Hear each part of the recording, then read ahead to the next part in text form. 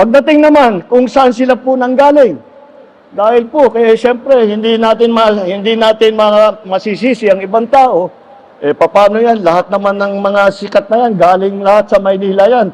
Hindi nila alam ang mga pangyayari dito sa amin, sa lugar namin. Hindi po tama yun, hindi po totoo yun. Dahil po, sila ay nanggaling sa buong lawak ng Pilipinas.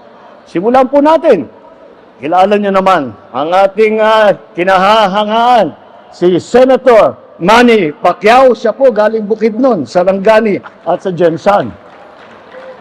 Si Erwin Tulfo naman ay lumaki siya sa Davao Oriental. Dabawenyo po siya at saka lumaki siya sa Sulu. Dahil doon po na destino yung kanyang ama na naging bayani ng Pilipinas. Ang unang Vicente Soto, meron, kung maalala po ninyo, baka hindi nyo po naalala na, baka matagal na rin yun.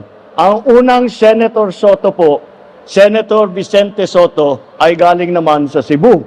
Kaya tayo mga ninuno po ng ating butihing Senator, Tito Sen, tawag po namin sa kanya Tito Sen.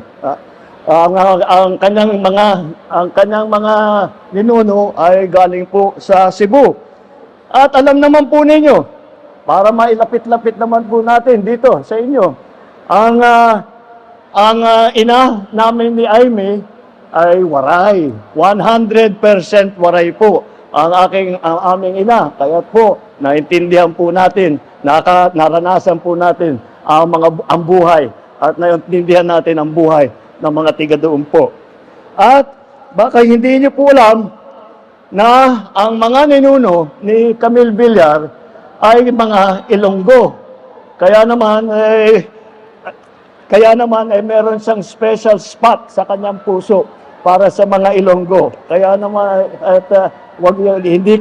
asahan po ninyo, hindi kayo makakalimutan kapag nandiyan na si Senator Camille Villar.